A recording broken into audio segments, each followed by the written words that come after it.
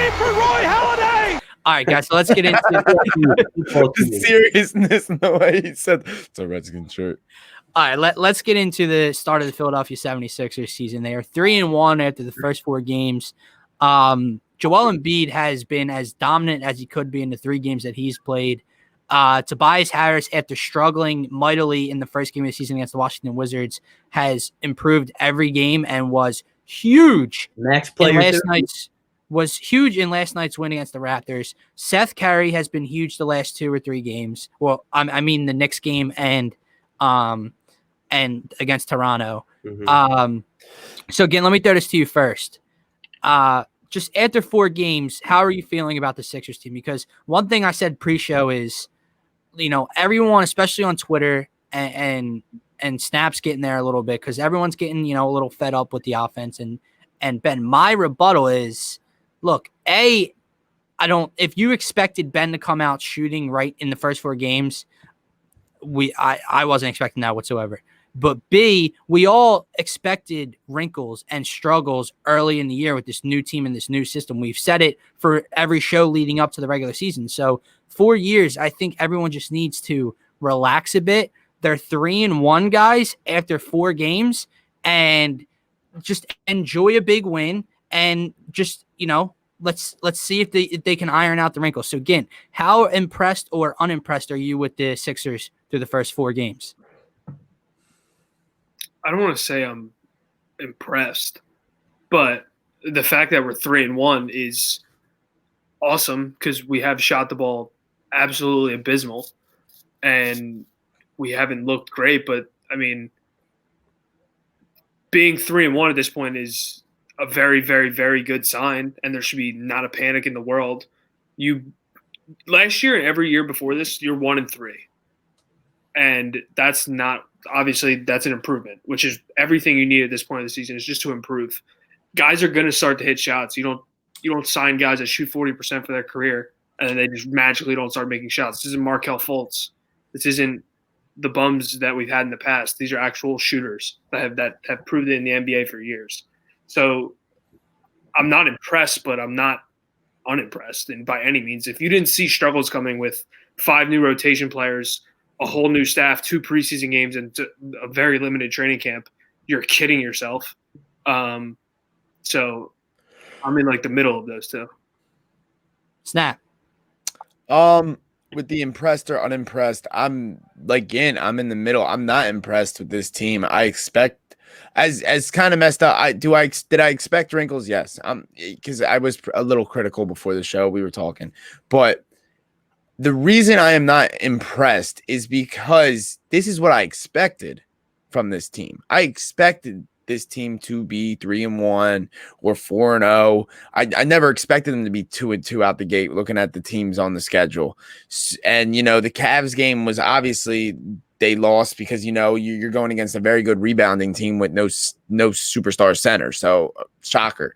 But I'm unimpressed because even though the Sixers had 2 grinded out win games that we really enjoyed watching, that we can all agree that they don't win under Brett Brown, it's the same things that are lingering in my mind that if they don't change soon, it's going to be the same thing that it has been the last couple years. And that is Ben not taking a bigger offensive role. I love everything Ben does on the court. I really do. But he has chances to shoot that mid-range at the elbow coming off that curl off the screens.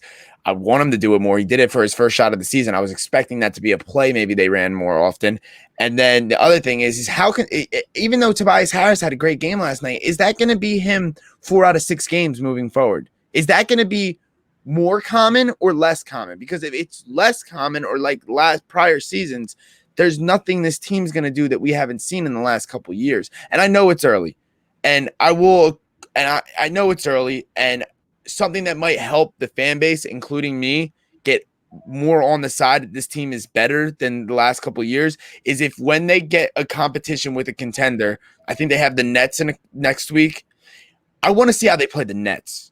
I will not be satisfied until I see them go against a team we know is a contender right now and how they fare against them, even though it's early in the season, because I need to see and gauge where this team is at. And Washington, Cleveland, Orlando tomorrow, the Raptors with no Ibaka and Marc Gasol. I can't gauge them yet.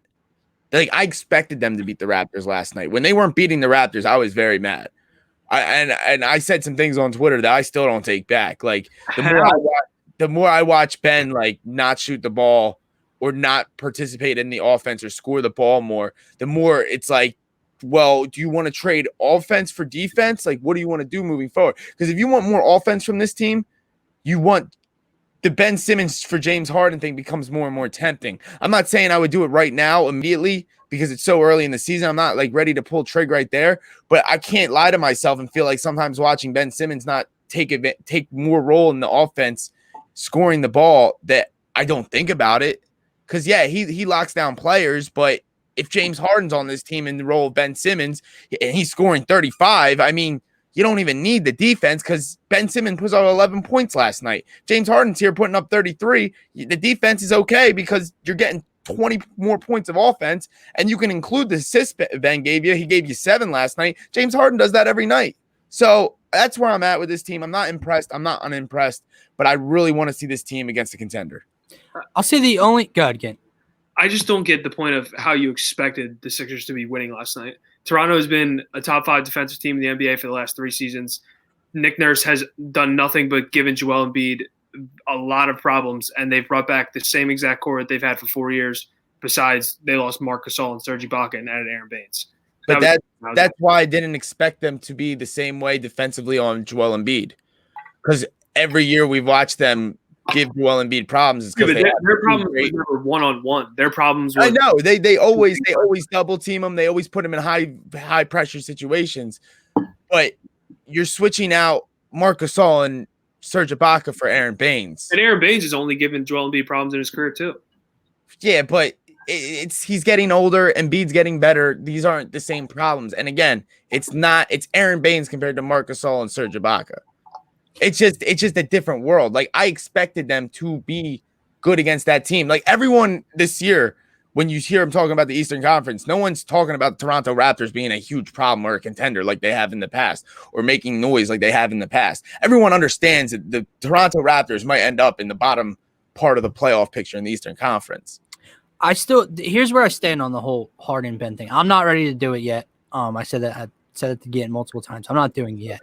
The question is, do you want the offense like Snap said, or the defense? Because when it comes down to it, we asked the question: who's going to guard Giannis? Who's going to guard KD? And that's why I'm not ready. But the issue I have is no one's stopping KD. Ben's your best option at slowing him down, but no one's stopping KD from getting his. So how do you answer great offense? Opposing offense, great offense. So it's tough. But the thing that why I'm not ready to do it yet is because although Ben's not coming around that screen and that curl and pulling up from the elbow or shooting from the corner 3 like we want him to, I had no problem with his aggressiveness last night. He shot like shit from the field, just like everyone else did for most of the night. If a couple of those buckets drop, he's closer to the 20-point mark, right where I want him. If Ben Simmons giving you 20 points a night, then he's right where I want him to be. He's averaged 16 points on a year. If 2 more buckets is what I need. He's not afraid of the contact or getting to the line now, especially late in the game. So his free throw attempted rate is way up this season so far. So we'll see. I hate that it's going to be a topic all year.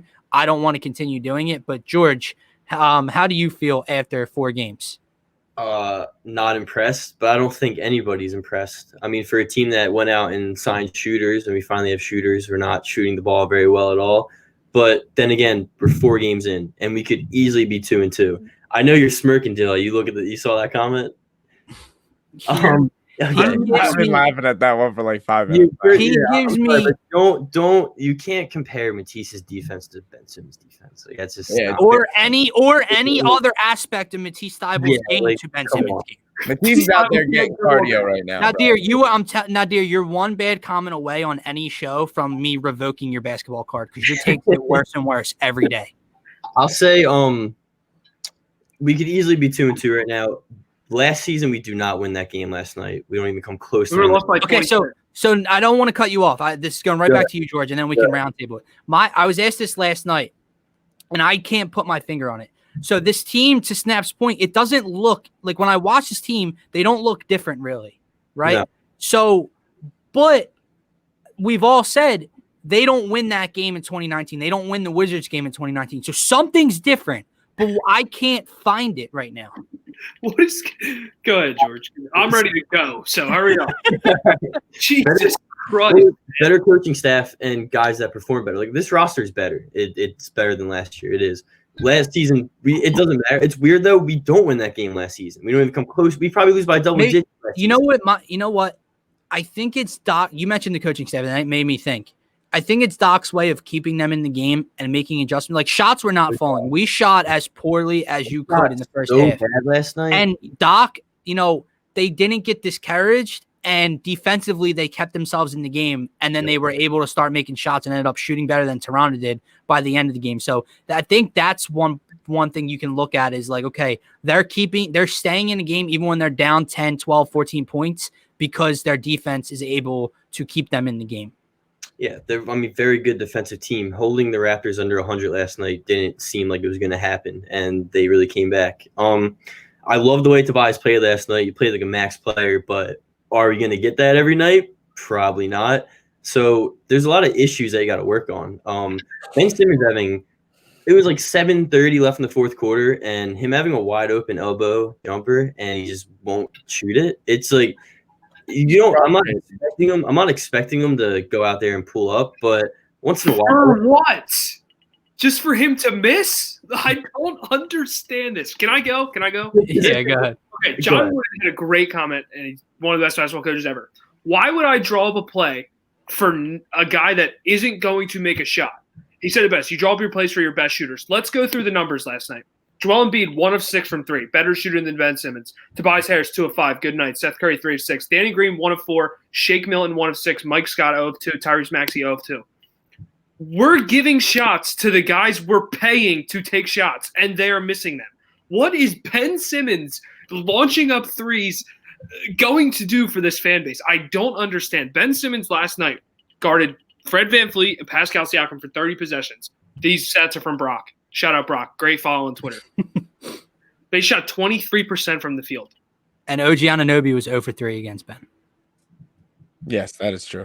Yeah, he sucks. But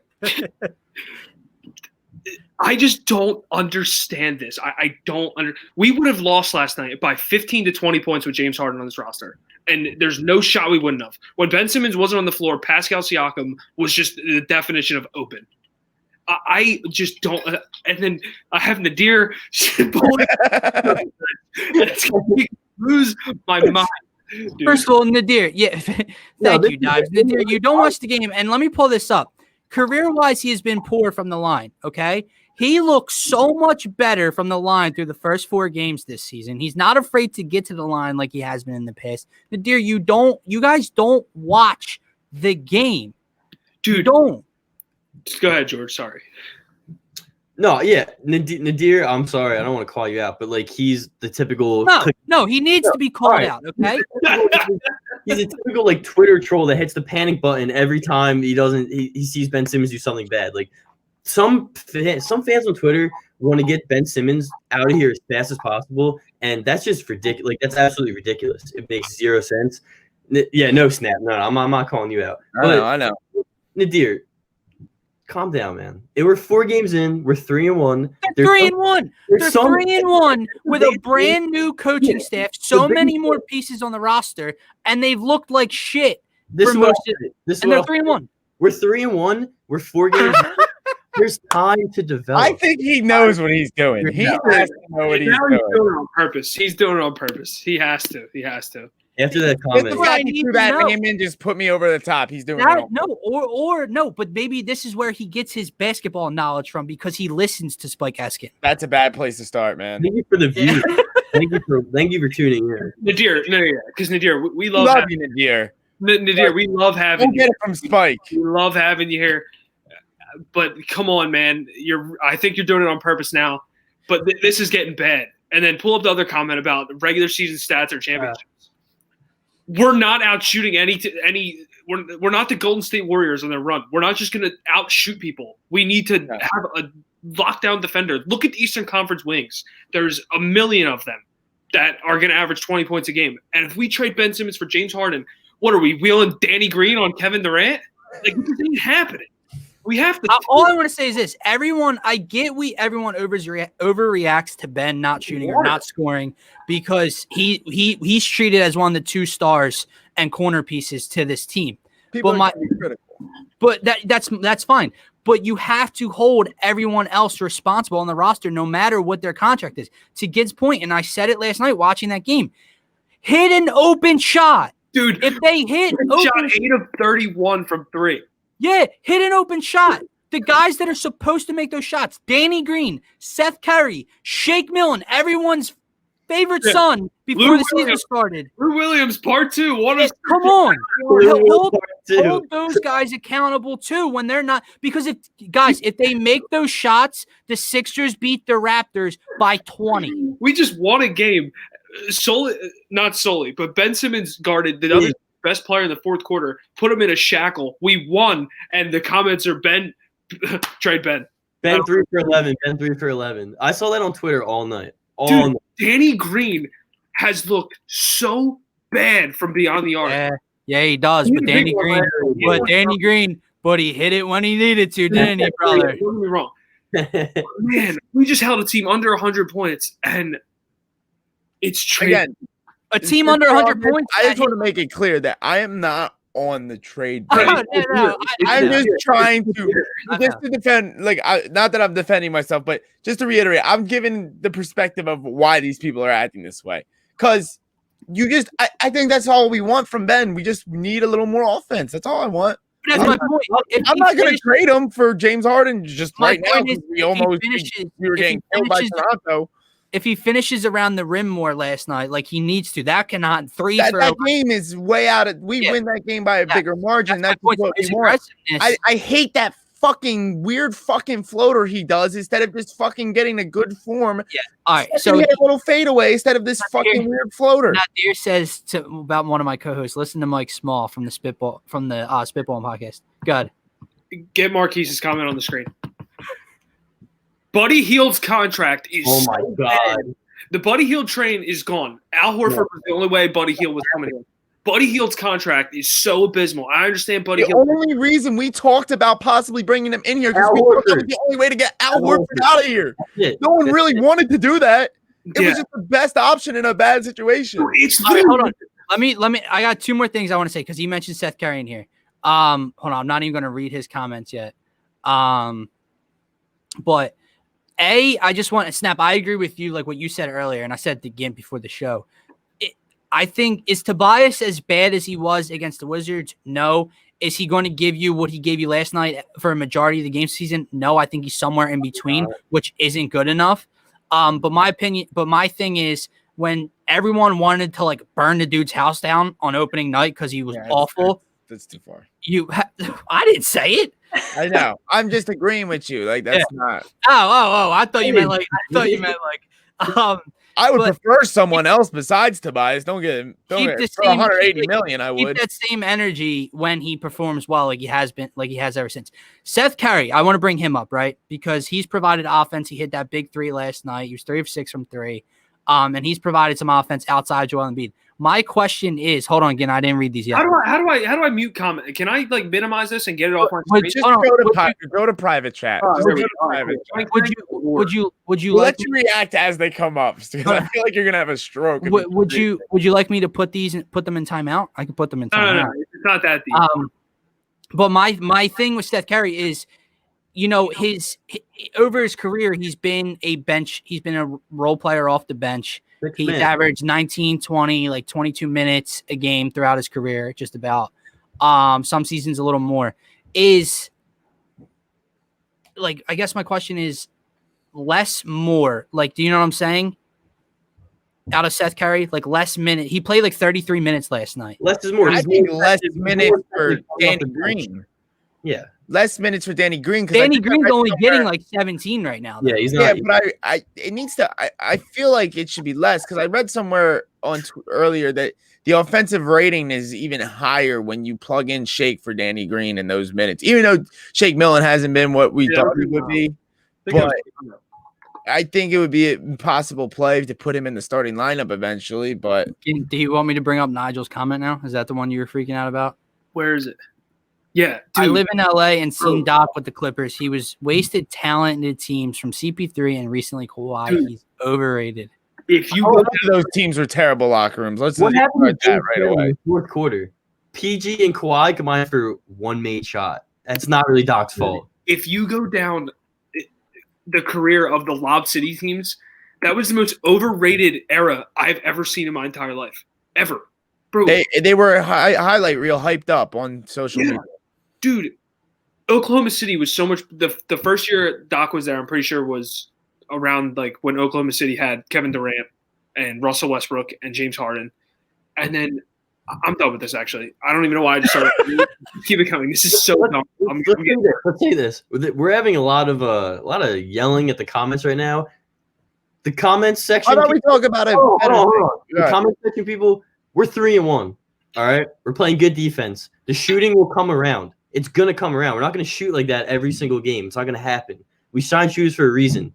Things are gonna be okay. All right. Everyone breathe. I know. Let's just trade it for all shooters. No defense. Yeah, no, we don't need defense. Let's trade Embiid for DeMontis Sabonis. No, you're for James Harden. Listen, Danny Green is gonna go KD, so we're fine. We're chilling. It's all of a sudden the NBA is if you can make the most threes, you win, and the other side of the court, preventing them from making them doesn't matter. Even though with the team made the most amount of threes a couple of years ago to win the chip, they had a very good defensive player on their team. We should start a religion, Benism. We just appreciate good. I'll be in the Benism religion. I love Ben Simmons' game. I just want him to get better as a player. Nadir, I don't understand. Hold on, let me ask a question. Ben Simmons out of town. Let me ask him a question. Nadir, don't you like Furkan Korkmaz?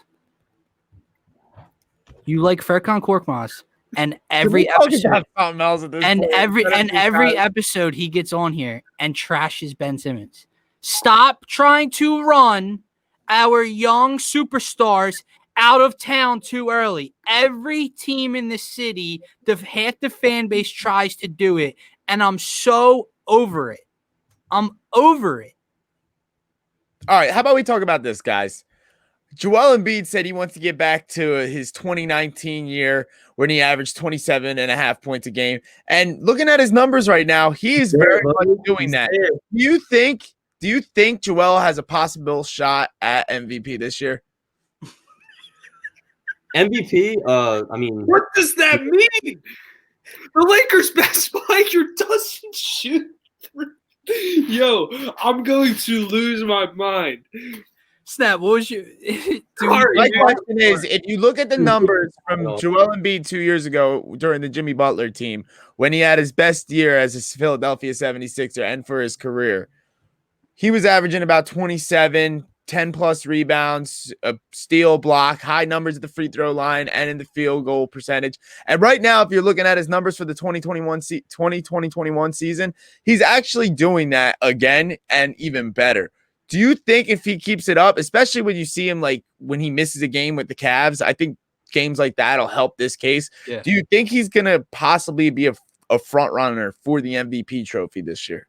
If he puts up those numbers, he'll be in the competition. The only thing is, I don't know in this day and age of basketball if a center is going to win.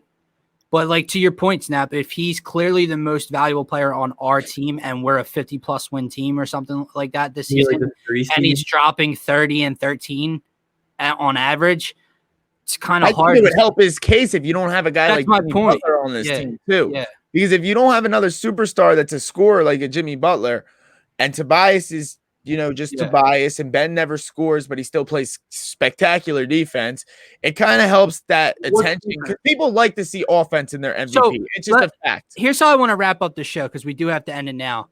If Joel Embiid is in the MVP conversation, which he very well could be if he continues to stay healthy and play like this throughout the year. If Ben Simmons is in the Defensive Player of the Year conversation, which he will be, and in my opinion will win, and this team wins around 50 games, and the shooter, Seth Curry, Danny Green, what they're paid to do, hit shots, will you guys shut the hell up? No, they You'll won't. have an MVP finalist. You'll have a Defensive Player of the Year finalist, and guys hitting shots like they're paid to do. Defense isn't important. Just shoot threes. Thank Yeah. you. One Yeah. more. Yeah. No, that's good. Yeah. What success has he had? Drop here's- him like. but the only knock is he's consistently good and he's running to Golden State a lot. But dude, His whole hamstring stopped him from one. can you imagine if Joel Embiid turns into Clint Capella? Like that would be the biggest. That would be a more Right.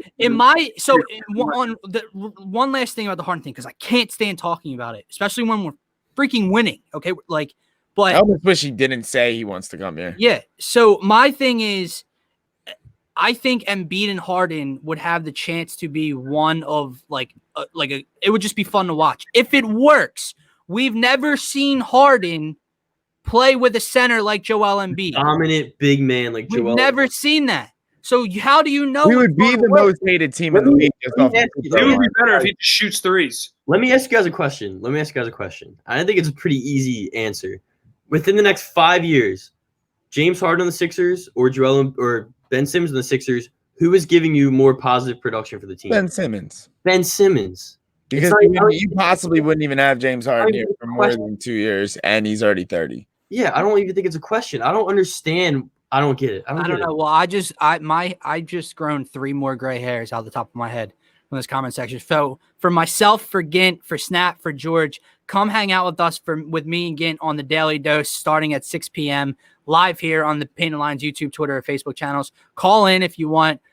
George, if you want to hop on and talk about the Phillies pitching, the bullpen piece they required yesterday in a 3-team deal, let us know. Call in, bum. I'll be on. 6 o'clock. Nadir, why don't you call in? Send me the link. Nadir, I was No, if Nadir calls in, I'm jumping on too. He I need won't. to be He there for won't. his He turn. won't. I'm calling him out right now. He won't.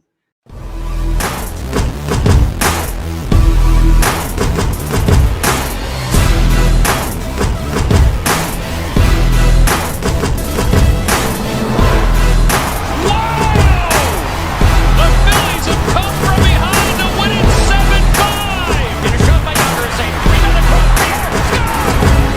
Score! Got it. Spins. Throws. He got him. A perfect game for Roy Halladay.